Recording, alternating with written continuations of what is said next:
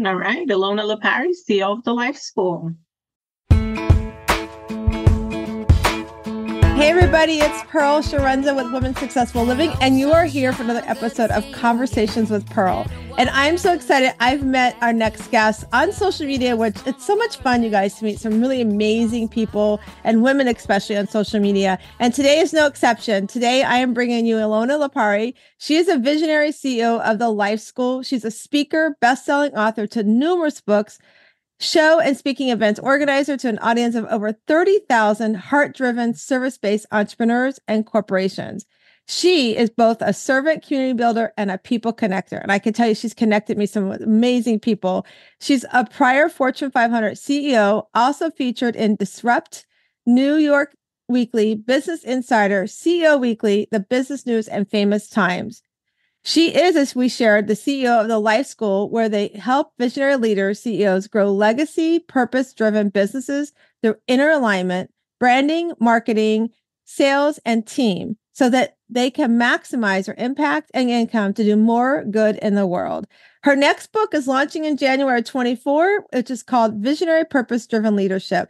And I'm so excited to welcome you to the show today, Elona. Welcome. How are you? Thank you so much, Pearl. I'm so excited to have this conversation with you. Like I said, thanks so much for the introduction. I'm doing great. Awesome. So, Elona, so where are you located again? Remind everybody where you're located at. I am in Brooklyn, New York. I thought so. Well, of course, it's right behind you too. I guess I didn't think about that. Lots of stuff. So, are you originally from Brooklyn, New York? No, originally I'm from Albania, a small country near Italy in Eastern Europe. I moved here to New York when I was 15. So that's where I'm initially from. So I do have that, background and a lot of memories around my childhood being, living there. And of course, New York is my second home, and I've been living here for over 25 years now. Wow, I can't imagine what it was like as a 15-year-old to come to Albania. I remember when I moved to California from Florida, I was just turning 18, and I was like this teenager. It's like I was like going to California, right? But you went from like another country to New York City. Like, how was that for you? What was the adjustment like for you? Yeah, it was much like your experience, but a lot of big dreams when you're 15. You don't always know what you want to do, but you have these big dreams. You're excited to get to adulthood, and I grew up actually very fast because I had to start working very early because my parents needed a lot of support financially. They didn't know the language, they didn't have a lot of connections here, and all of that. They didn't understand the culture, so I guess I became the third contributor by default in the family because I was the oldest of my other two siblings. So, those first beginning jobs, what could I do? I translated, babysitting, hostess, all these beginning jobs that at least, through what I was getting paid, I was able to contribute to some of the family bills until my parents got more steady jobs. We moved a lot, so I remember a lot of that as well. But with a lot of excitement, because obviously one of the things that my dad always instilled in me when we came here is like, okay, this is the place where you could get to be whatever you want. And, the American dream is here, and we're able to achieve it. So I was kind of very early on, I guess, fed the American dream and the fact that you can be anything here and there's a lot of opportunity. And if you work hard, you're able to get it. So those are just some of my early memories when I first moved here. Yeah, I was thinking like, so when you arrived here, were you were you already learning English in school? Was that a second language for you?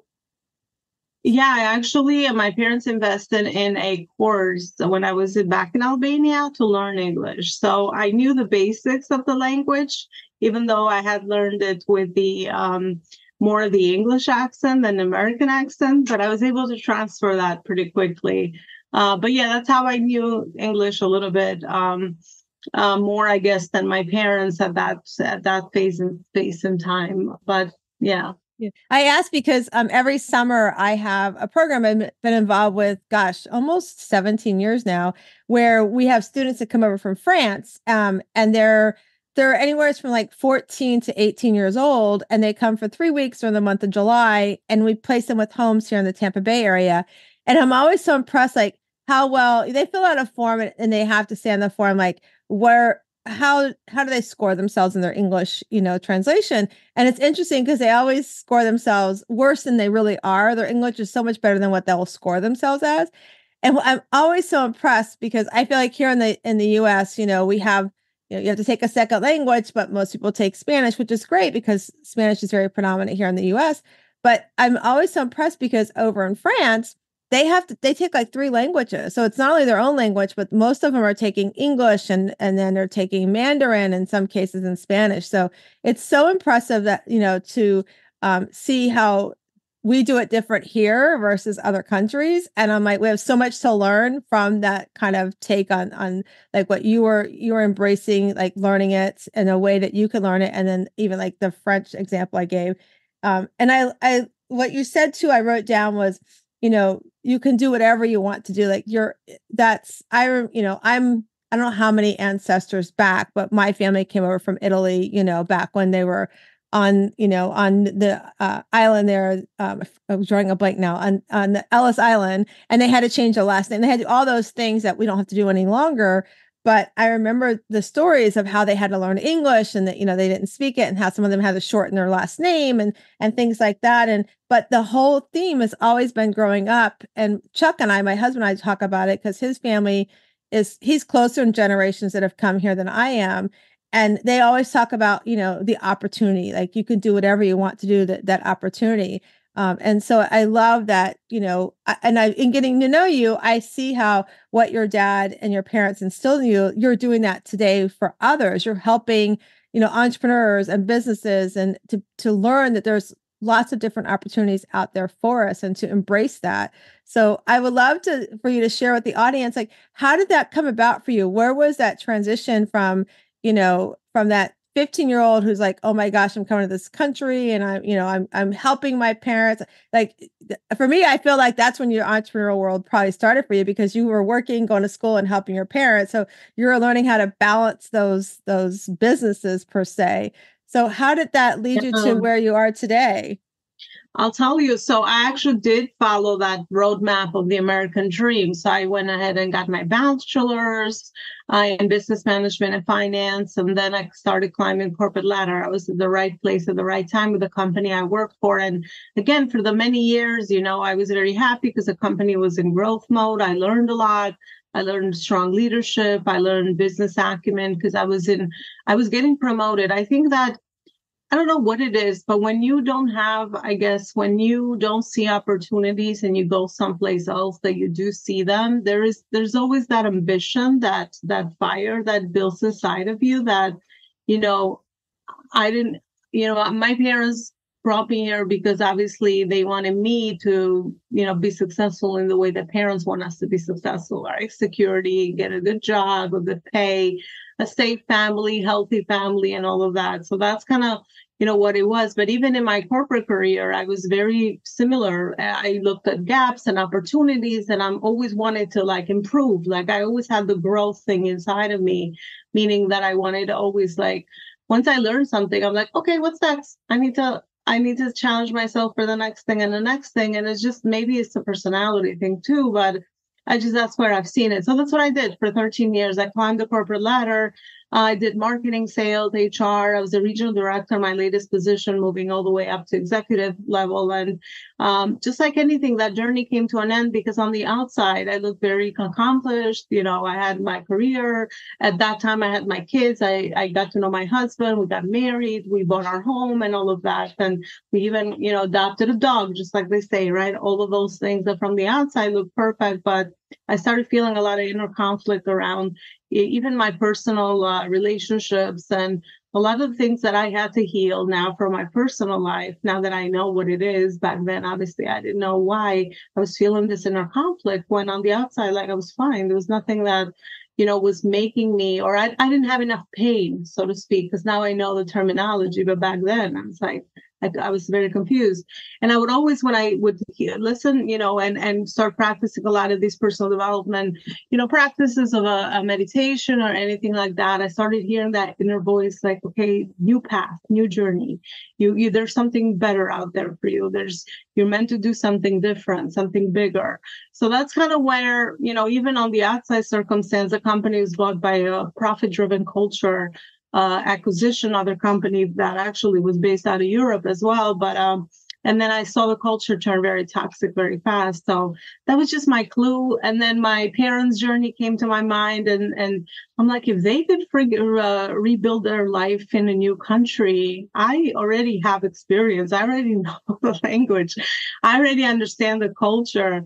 Let me try this entrepreneur journey and route. Let me see what this is all about. Because obviously at that point, I had exposed myself to a lot of mentors, a lot of information that I hired mentors, people that could help me kind of reevaluate what I wanted to do next as I was in that period of transition, so to speak. So long story short, that's what I did. 5 years, 2 years, I still worked as I built my business. I started to venture out and kind of tap and feel the real world, so to speak. I still felt like someone that was just, in a structured environment for so many years. And I didn't know what else I wanted to do or where I wanted to take what I had learned there. So I did some executive coaching, some career coaching for the time being. And then I still felt that, okay, I can solve a bigger problem. I started to realize where my gifts lied and where my experience lied.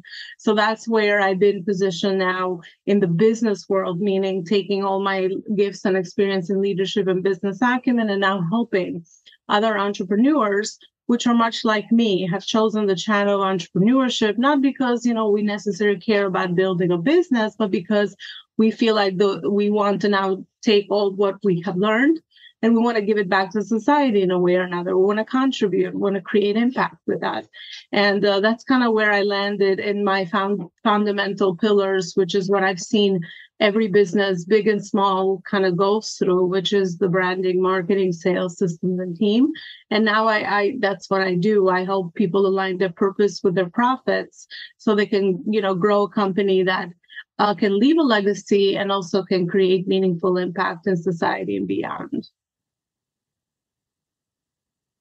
Oh my gosh, you guys. So if you're listening, I hope you're doing like me. I'm taking all kinds of notes. I always tell everybody before we get on, I might look down, but I'm taking notes because I like to also go back and look at the notes from conversations because the hour flies by so fast.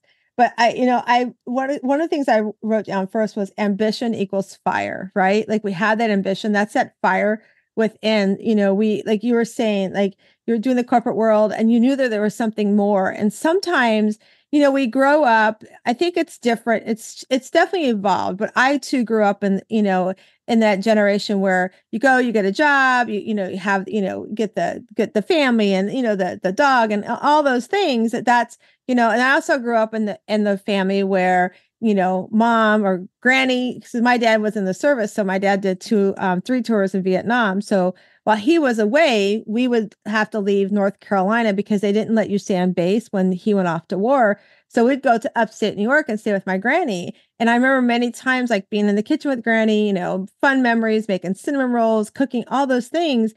And then watching my mom do the same thing with us, but then she was working and being mom at the same time. And so it was like that transition, like, oh, that's what you're supposed to do. And, you should be doing that. And I know as I went on my journey and, I was working in a corporate world and then I started doing mortgages and my boss, he's like, you're more than just the processor sitting behind this desk. Like you've got energy, you've got personality, you can talk to people, you can relate, you can guide them through the journey of their loan process. You need to do more. And he pushed me out the door to become a loan officer. And I was like, I fought it at 7 months pregnant. I'm like, are you crazy? I'm like pregnant out to here. You want me to start this career that I don't know? But the whole thing was like, he saw a fire in me of being able to, coach people through challenges. And it's like, you need to do something with that. So when I moved to Florida from Virginia, I was kind of the same thing. We moved here because I thought, I wanted to be that title that I grew up with, be that stay-at-home mom title. And Elona, I hated it. I couldn't stand it. I was like, I love doing the things, the volunteer things. I love being on PTA, but I didn't like the drama that came with that stuff. I grew up in Florida over in West Palm Beach, and where I went to school, I saw a lot of that where I lived. I was like, I don't like this. So I decided I wanted to do something more. And at the time, I needed to lose some weight. So I went on this journey of becoming a health coach.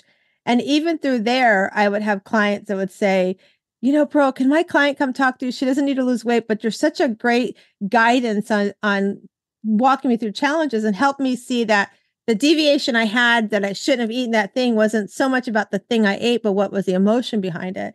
And that for me is what that fire, that ambition of saying, as I sat back and realized, I was a people pleaser, as I started doing some inner work, like what you said, we grew up in that world where we don't talk about the inner things that, the trauma or things that have defined our childhood into our life. We don't also necessarily talk about. I think we're coming a long way from that, especially since COVID. I think there's a lot more conversation around it. But I too had to do that work. And as I was doing that, it brought up, things that I was like, oh, that's why that shows up in my life. And so I too had that fire of, I'm not alone. How can I help somebody? So yeah, I started my business as an entrepreneur, but like you were saying, it's to, create that problem solving, like help somebody solve the same problem that I've been able to solve. And at the same way, I can pay it forward and make an income with it as well. But I can pay it forward and get some reward, as far as the reward of feeling like I've changed somebody's life. I've helped somebody who didn't feel like she had a voice over picking furniture. I helped somebody who, has a situation with a family member who's got serious drug problems, to be able to say, you're doing the right thing, even though they want to make us feel like, what we're doing is so bad. Right. And so I love that you talked about that, taking those inner conflicts, taking that inner work, doing that work, and finding the way to rebuild that life, but also taking what has created into a business and how you guide people through taking and paying it forward while being an entrepreneur and finding that, that inner fire, that ambition within. And I love that you talked about mentors too, because I think it's really important to have people like you, like when you're starting. So if you are listening and you're thinking about starting a business, when I looked back, the one thing I didn't grab, Elona, was a mentor. The one big thing I didn't have was a business coach. Like I didn't have those two pieces of the pie to be like, this is where you start. So I kind of was like going through it on my own. Right. And so I love that that's the journey you help entrepreneurs with. So walk us through some of that as somebody who's a new entrepreneur, maybe like what are some of the top 5 tips you think somebody should get as starting as a new entrepreneur? Yeah, I love that you shared the piece of the fire. I think now I would re-articulate it to be purpose, because we all have a certain fire inside of us, right? That we're born with that. And the whole journey of self-discovery and inner work and healing our trauma and realizing how we're self-harming ourselves. For you, probably was people-pleasing. For me, it was overachieving. And that was my definition of how I thought I would be loved, because I didn't feel, good enough and all of that. So that's part of the process of the inner work. But I think to each his own. Once we discover that, I think fire means purpose. And once we realize, where that fire comes from and what is that, big problem that we want to solve in the world, then that's where everything begins. And I've learned 2 things from my corporate career, just working with people, even in my business with so many clients, is that money just can take us so far. It's a great tool. We need it. No issues. I have no problem making it. I have no problem using it for the higher service of my personal goals and even for what I think will create impact with others. But at the end of the day, I realized that the 2 things that will meet the needs of our soul and will make us happy spiritually, I guess, as humans, as we are spiritual beings, is fulfillment and contribution. When we learn and when we're always growing and expanding as humans so that we can contribute more. So there's a direct correlation between those 2, which is why I think it's important that we find work that is meaningful, that we find work that is connected to that fire or purpose, because then again, you don't need an alarm clock. You don't need, yes, you will have a lot of challenges, but that's exactly why you need to be clear on that, because those challenges will just come, and, you just see those as lessons, because that fire is so strong that it's just always attracting you. It's like it becomes your life's mission. People call it different things, vocation. And as you evolve and grow, you're able to expand and give more and contribute more. So not to be afraid to stay in those future versions of yourself, or present versions of yourself. Because I think another thing that we all need to do to expand, to be happy and fulfilled, is to learn and grow always, and always, contribute back what we have learned. So the more we grow, the more we go through challenges, the more we want to give that back to someone else. So that would be, my framework around the startup entrepreneur, someone like me years ago that didn't know where to start. I also wasn't even trained on how to think properly, I believe, even from school and the corporate world. We always get trained to think of how can I do something. But if you're missing gaps, and if you lack education and skills to be able to bridge that gap, whether it's build a business that you probably never built before, or learn how to overcome people pleasing, which you probably have never done before, I think the default question we are taught is, how do I do it? I think the best question is, who can I find that will help me get there? Because with that, you can have massive impact. And there's always someone, a who, behind any goal that you want to achieve. And as you grow and expand your company as well, those are the right conversations. That's the right mindset to have when you want to make decisions to expand your business. But those beginning phases of a startup are always similar. You want to, again, figure out that problem you want to solve. What is that main result you're able to provide for people? Be able to articulate it clearly. And then the other piece is, again, find the people you want to serve, right? And figure out specifically, I say the easiest way is to find people that are pretty much your past version of you, because that's the easiest, market or demographic or people you want to serve, because you already been through that journey. You already know how to articulate these pain points and results that they want in their lives, and you're able to, to show up and actually share that message that will resonate with them. So I would say those are some of the beginning pieces as you start to build the bricks around your business. And then, of course, your business model that will support the transformation you want to give people based on the result. There's always a process behind the result. Nothing comes by magic, right? So figuring out that business model and pricing that correctly, that aligns with your goals, your personal goals at the beginning. And then later on, as you expand, you might need to add on a different business model, different offer. So you might need to tweak it, right? And get it ready for scale. Because usually the two main problems are inconsistent cash flow at the beginning, because you're missing a lot of the bricks. And then later on, you want to scale. So it's usually those two main problems most businesses face, if I were to categorize them into like just two big buckets. And that's usually why people come to me as well for. But those are some of the beginning things. And then just putting yourself out there, go into the people you want to help, right? Being visible, sharing, caring, serving, building relationships, always, thinking that in business, it's always the who, right? And again, not the how. Who are the people that I want to help? And what is that process for me to build know, like, and trust with them? And then again, having an intentional journey to how is it that you're actually doing that, building authority in the marketplace. You can do many things to do that today. This podcast is a great way to do it, right?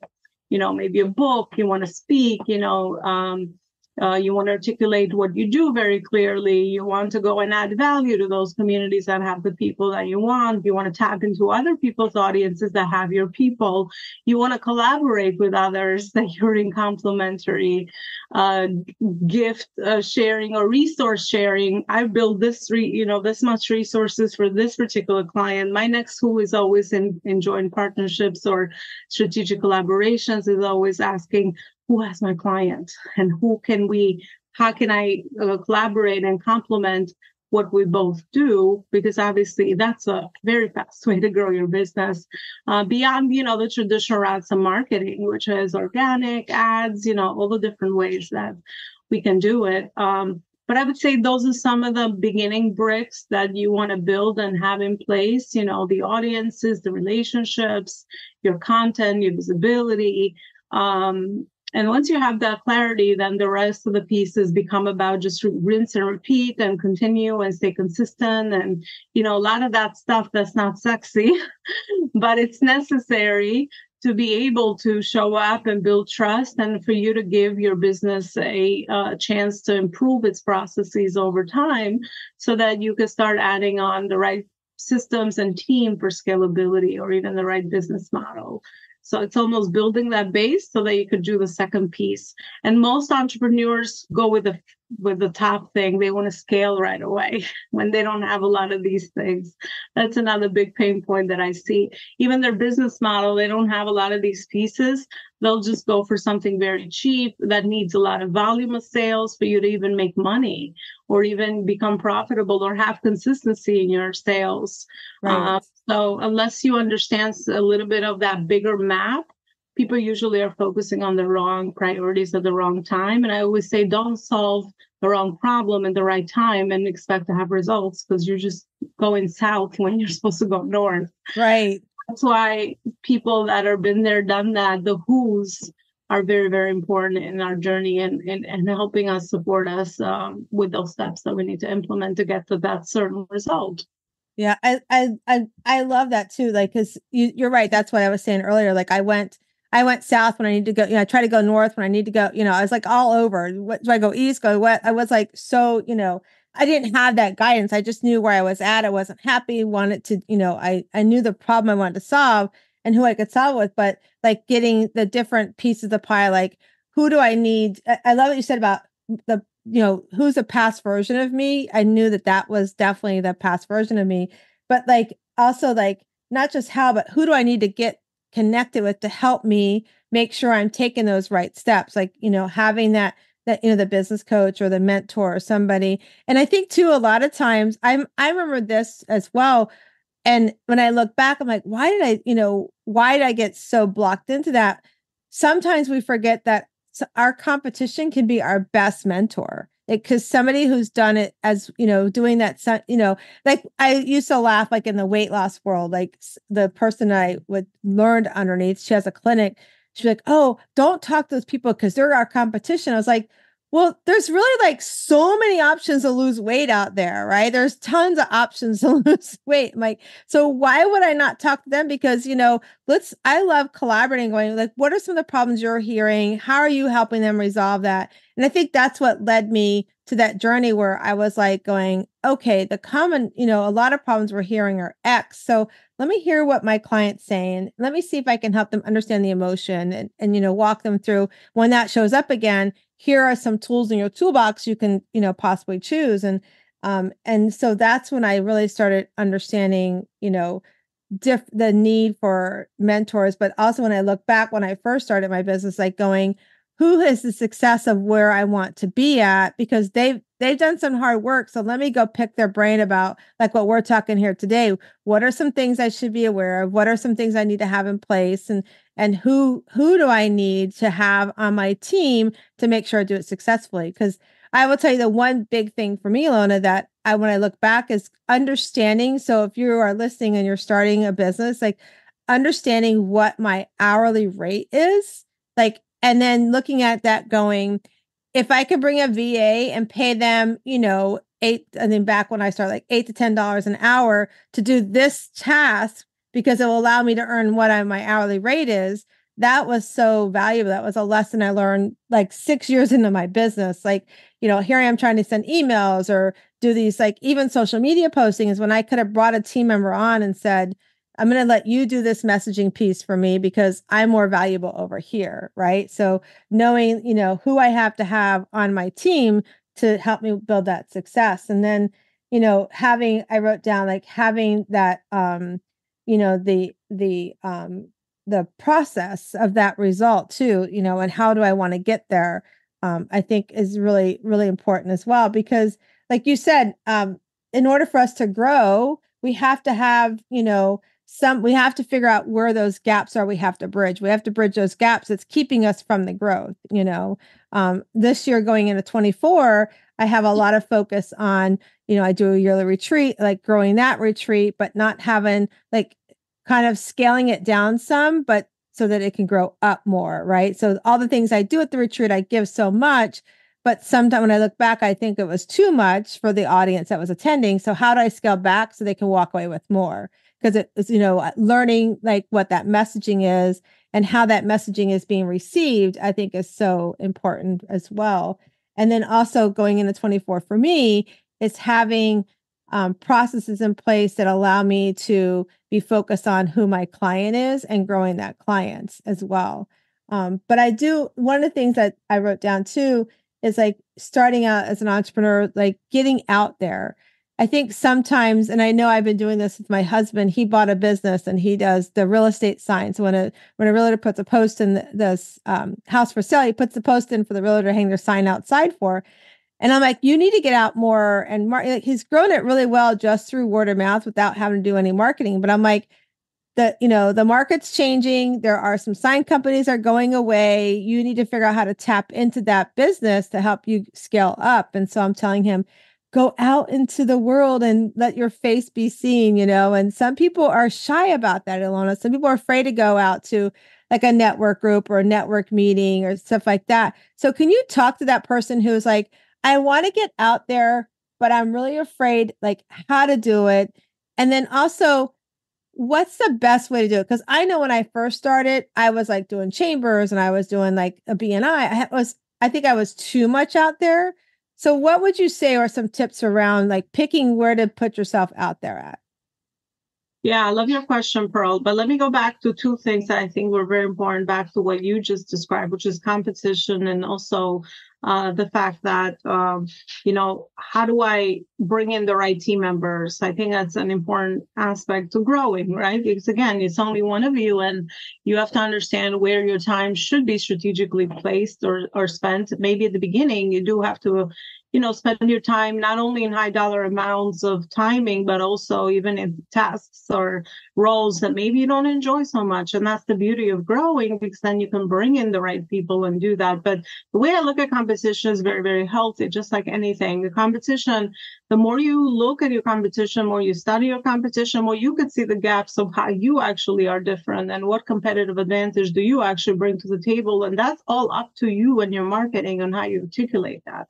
So it gives you great information of what makes you different as well, because you see how they operate. And obviously you could see your unique branding, competitive advantage, so to speak. And that becomes actually a really great way for you to share your messaging with people that way as well. And then look for gaps and opportunities, especially in the service-based business. We have so much more gaps.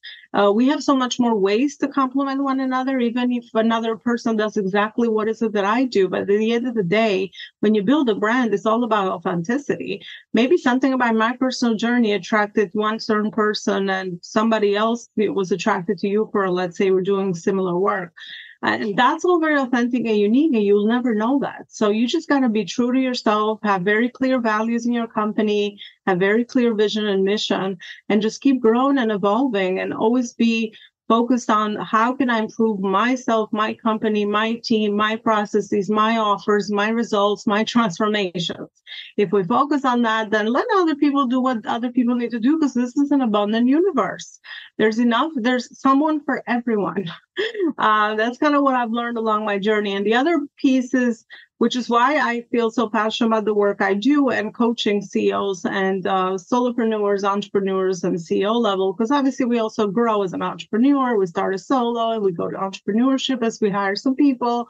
And then we go to CEO once we have more of a structured company, teams, and all of those things in place already.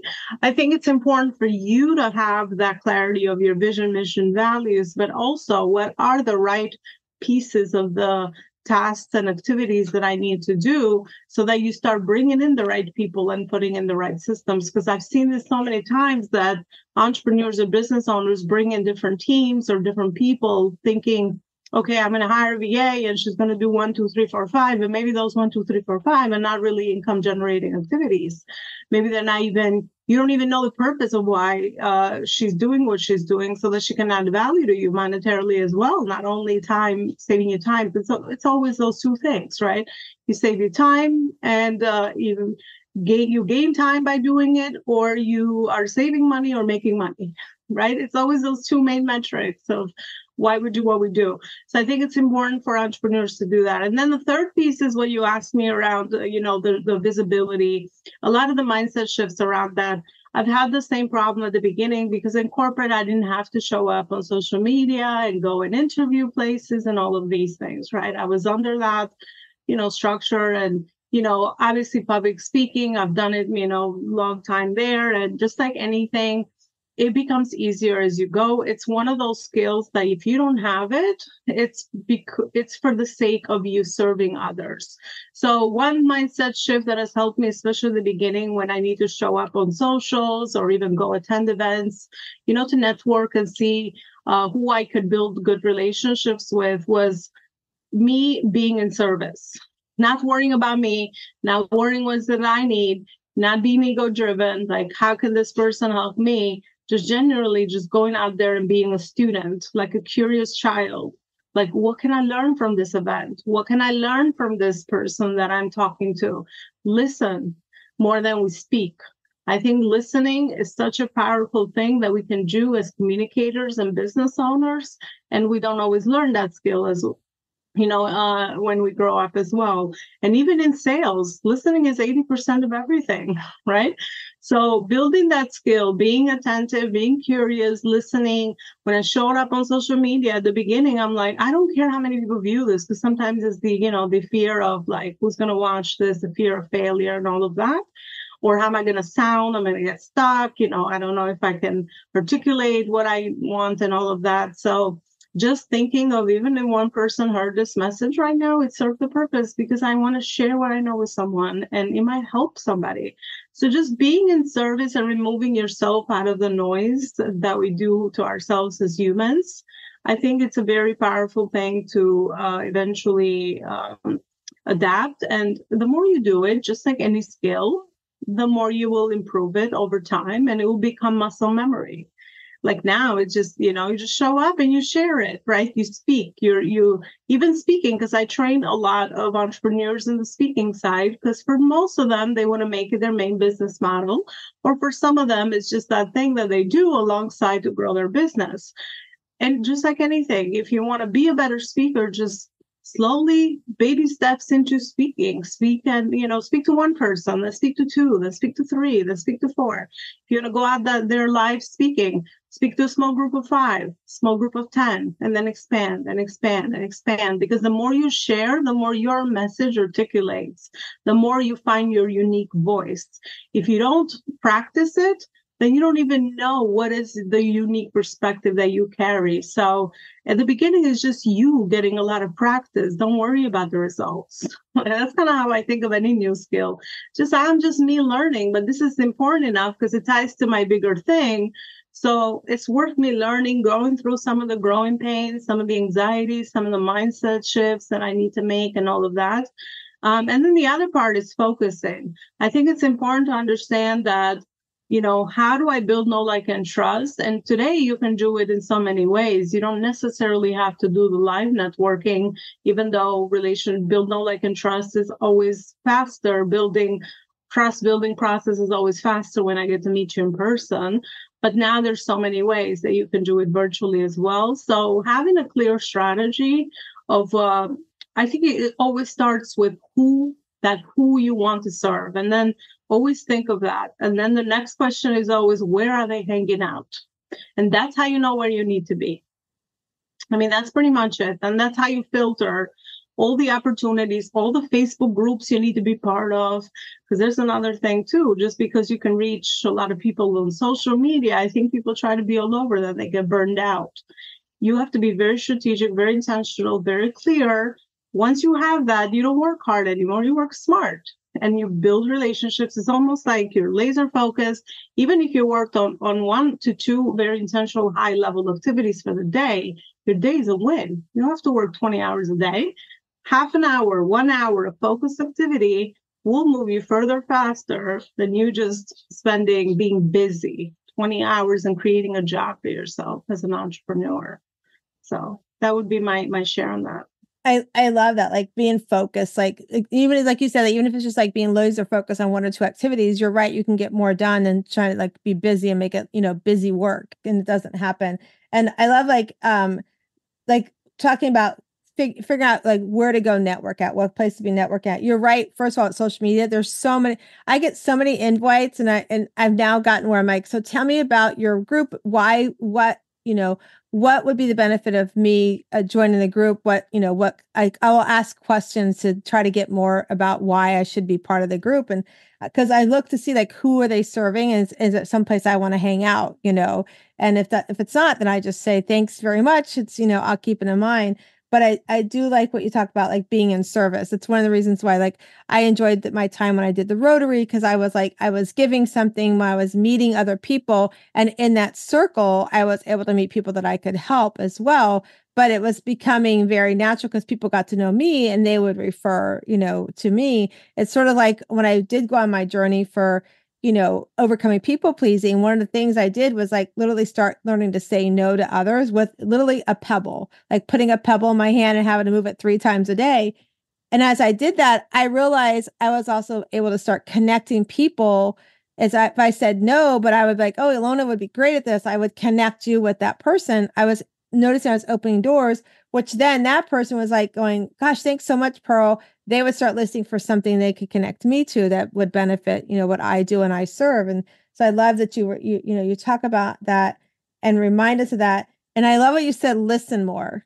That's so true. We don't learn that as entrepreneurs. And that's something that I learned later in my world of business. Like as a coach, when I was first starting out, just wholly on the weight loss part, I learned that on my own. Like I didn't learn that from the coach I trained under or anything. In fact, I remember when I was, cause I was on my own journey. I found this coach, and then she's like, you'd be a great coach, because I would always challenge her with things. Like she would, I'd come in and I would share, like if I had a challenge or a deviation.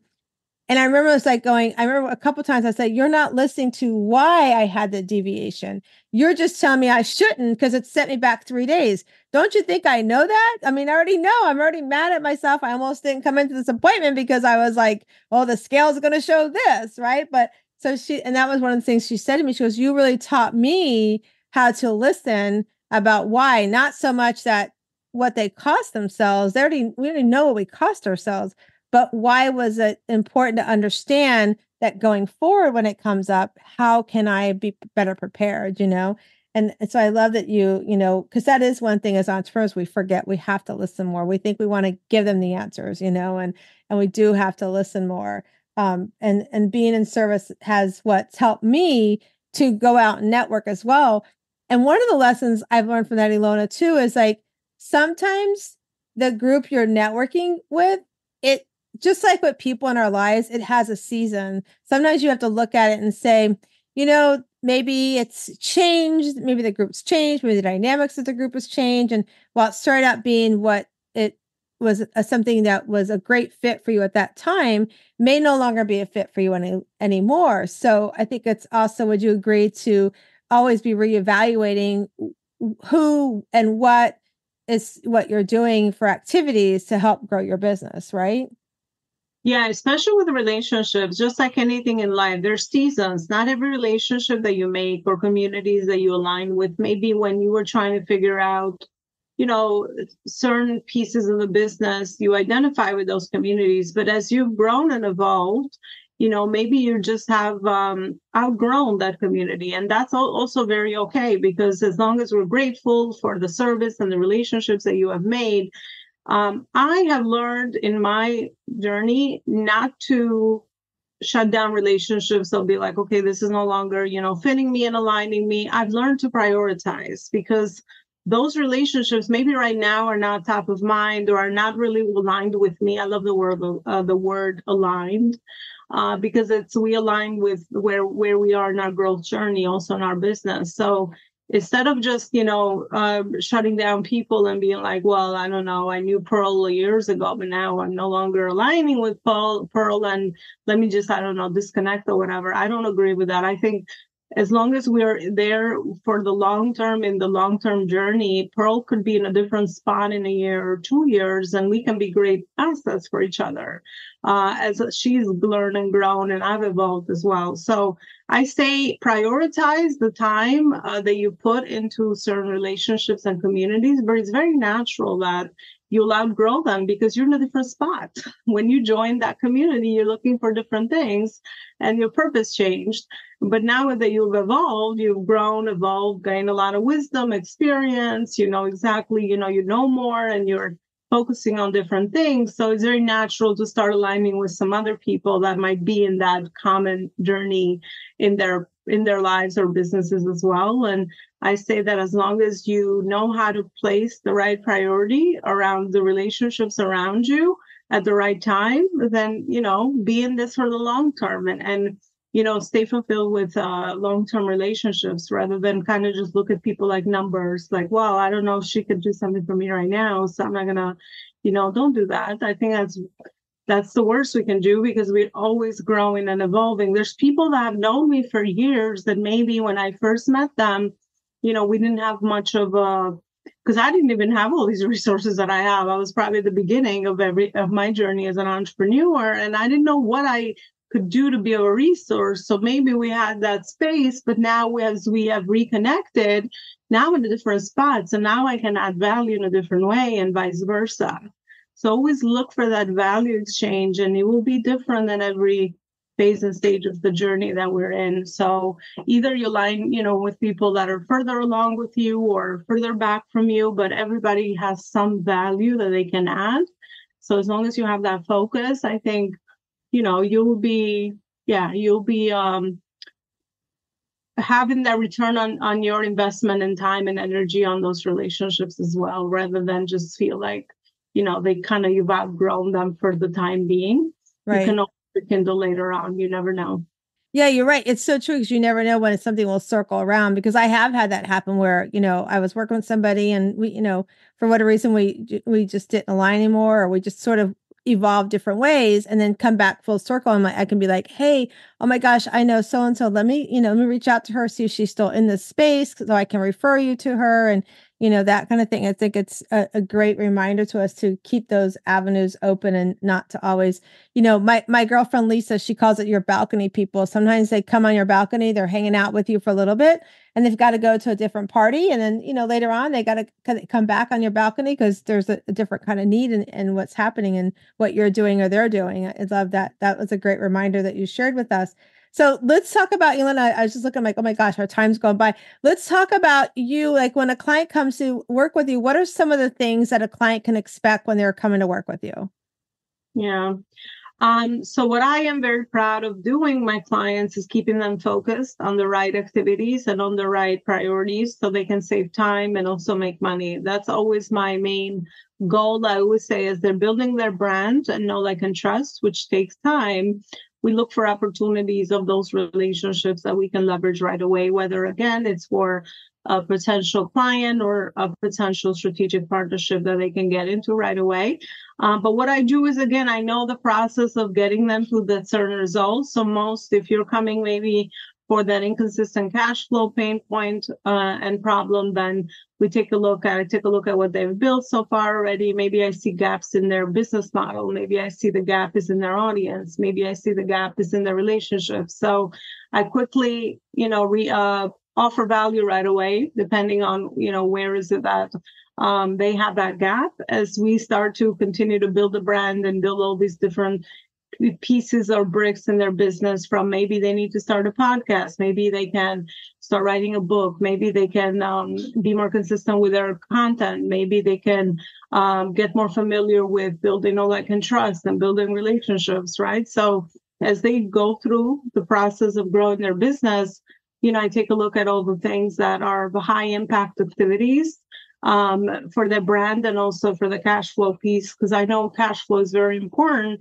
for you to be able to sustain what you're doing in your efforts, but also to be able to start investing back in the business, whether it's maybe they have a lack in their system, they don't have an email list yet, or they don't have a way for people to be part of their ecosystem in their business. So I'm very good at the big picture, and I'm also very good at, okay, here's the big picture. Now here's the steps we take to get there as we work smart, not hard, keeping them focused, and also introducing new things as they learn and grow and implement things along the journey.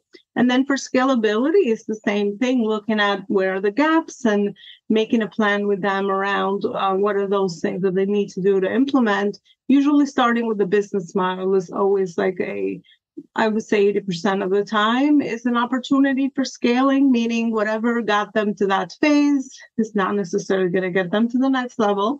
So we look for those opportunities to put in the right systems and the right teams.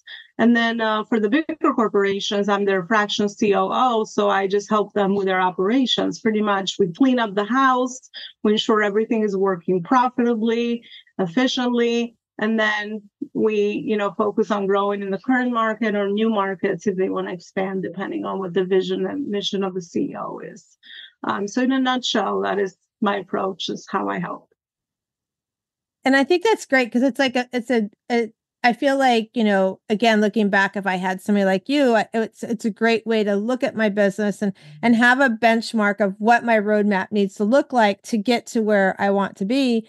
And then also, I love how you say, you understand we have to make an income, but we also have to reinvest into our business so that we're always doing things to help us scale and grow. And I think that's a great journey. So if you are listening to us and you're wondering, where you start, Elona is a great person for you to reach out to, which I'm going to ask you to share in just a second, Elona, how people can reach out to you, because she can take you down that roadmap. She can help you see, make sure you're identifying who your client is and you truly understand who you serve. So you are getting the message out to the right places and the right circles that you need to be in so that person you're wanting to serve is showing up for you and you know where to go find them. And having that roadmap is so, so important, you guys. For those who are listening and watching, it's such an integral part of starting a business. It's to know where you start. Because you can go get your business license, you can go get your, LLC and whatever it is you're going to get, but it's like, what's that next step? Like, who do I need to have to help me get to the next step? And so that's really important. And I would say definitely a business coach, definitely an accountant for sure is the other thing too. I'm married to my accountant and my auditor, so I had that right away. But, having that roadmap is so integral to starting your business. And so, Elona, tell everybody how they can reach out to you, where they can find you as well. Yeah, they can find me on my website. I have a free masterclass, actually. One of my other abilities is to connect the dots for people. That's why I do a few pillars, and people teach them, differently. But for me, I have that experience over 20 years and the also the knowledge and expertise, obviously, based on the work I've done to connect it all for them. Because again, yes, you can have an amazing idea. You can have an LLC filed. You can have a lot of those paperwork or even the website and logo. Most people think that's the most important piece. But, how can you connect the other pieces of how do you build your brand? How do you do your marketing? How do you, do your sales and the rest of the pieces, which is so important because it's like almost like when you go on a health journey, you cannot take a look at your eating habits or your physical exercise. Business is the same. We have branding. We need to do marketing. It's all part of the journey and the process of growing it, right? So that's the same thing. But I do have a 60-minute masterclass to scare people in 60 days, where I have connected all those different dots for them, giving them the bigger picture to what is it they need. And I've also found that in my journey, once I get the big picture, then I'm like, okay, I could see exactly where I'm missing, where my gaps are. And then obviously you decide whether you could want to implement on your own and get someone to hire you and focus on the who. That will be your decision. But that's what's on the website. It's at elonaloparicoaching.com. Awesome. And we're going to make sure we put that in all the show notes. So those of you that are driving and listening, you'll be able to go back and find it in the show notes. You can look it up and find all that information. And it's been so much fun. I love Elona, and I've had many different conversations, and having her here, because I love to bring this kind of information, especially as we go into the, those of you that are listening, it's probably already, the year's already started by the time this gets released, but you're in that new year. You want to start the year off really strong. And so it's really important to have the right team with you, have the right people that can guide you. And which is, something that we're doing the first of the year, from my coaching is helping people overcome people pleasing or those saboteurs and judges that are holding you back. We're actually are launching, it's called a glow up challenge. And you can join us anytime. You don't have to start at the same time as everybody else because it's at your own pace, but it's a 30-day challenge just to do simple things that you can start radiating in your life and start glowing up and showing up for who you want to be. And you might do something as simple as like writing in a journal or having a pillow fight with a friend, just some fun things around self-care, just to sort of start your day off on a really fun note. And that's what we're going to be doing.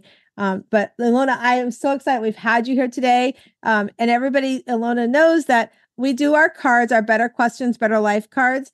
These are cards my friend Carol Gill and her friend Diane Allen did. There are over 70 cards. And I draw a card every day and I like journal on it. I might meditate on it. It's great question cards. So I'm going to shuffle them and I'm going to have you tell me when to stop. And we're going to have Elona answer the card today. So when you're ready, tell me when to stop. Stop. All right. So your card says, oh, this is a great one. Why do I exist? Ooh. That's a very deep question, but connected to purpose. So nothing is by chance, right? I love that question. I exist to always self-explore, to learn and grow as an individual, to keep evolving. And then the more I expand as a human in all my capacities, not just in one area, the more I get to feel joy, the more I get to impact other people around me, the more I get to do things I love to do, focus on the things that I'm probably naturally good at, and that way I can be in service to others.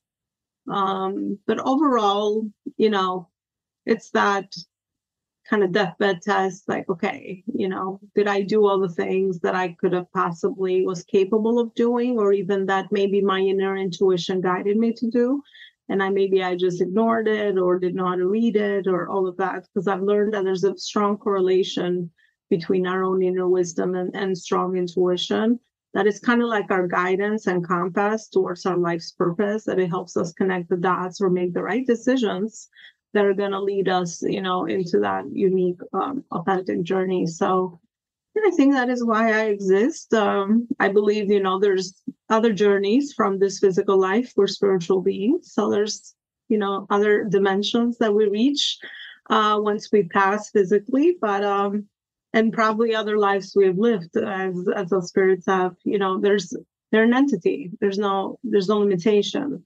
And the awareness, and also raising your awareness, I think it's another important piece to growing, because then you can really start to tap into some things that are going to help you connect your dots better for your individual journey. So I think that's why I exist. I love that. I love that because, the self-exploration and, learning how to evolve. And like you said, like all that equals to like that purpose. It all equals that purpose. It's like when I coach my clients, one of the things, because we talk about the Shiro method and we talk about, the Shiro method is developed from becoming stronger in what you believe you're supposed to be doing, and as you become stronger, you start feeling happier because you're doing the things you love to do and you're doing things that bring you purpose. And then as that happens and you become, more empowered to go after that, that thing that's sitting on the shelf, or go after that dream that you've been like, whether it's being on a Broadway play or being the best mom you can be, whatever that is, that's to do that. And as you do that, you get this like radiance. That's why we're coming with the glow up. Like you start seeing it. People are noticing it about you. They notice that there's something new happening in your life. And then you become that original self that you're supposed to be. And I love sharing when I coach with my clients. I'm like, as we walk through that Shiro method and that path, I'm like, they start finding, they're like, oh, I always felt that way. And I say, when we come into this world, whoever you believe in, for me, it's like God, he says, I've given you this. This is what I've molded inside of you. I want you to go and do something with this. And then when we don't do something with it, we don't fulfill our purpose, but you also don't get to empower like Elona's doing and like I love to do. You don't get to empower others to find how to grow a business or find how to show up in our life authentically. And so it's really important that we do that work, that we find that purpose and we work on it, we nurture it. And I'm glad that we had this conversation on this today, because I think it's so important. And Elona, I'm so excited that we've connected through social media, and and like you said, having that in-person relationship is so great, but there's so many other ways to connect. And that's the one thing I love about my podcast. It's the one thing I love about doing Zoom meetings, is that it gives me another world, another way to connect with people across the world that maybe I would have gotten to meet before. And so I'm so honored that you were able to join us today. Yeah, I'm very honored to be here, and I love the conversation, and definitely I love the challenge of glow up, because I definitely think that the more we learn how to discover the things that glow us up, the happier we are as humans, and the more we will naturally contribute. It's not like a thing you have to think about anymore. It's just right. Share that, you radiate it, it's your energy, it's all the stuff there. So definitely share that in our community as well. Oh, I will, definitely, for sure. And so as we leave the show, as I always share with all of you, we come into this world, we are this oyster on the outside. We're a little rough. You've got to do some work, and you got to find that purpose. And as you do that, you do find your inner pearl to greatness. And I hope each and every one of you go out today and you find your inner pearl to greatness, and you start glowing up in your life. Have an amazing day.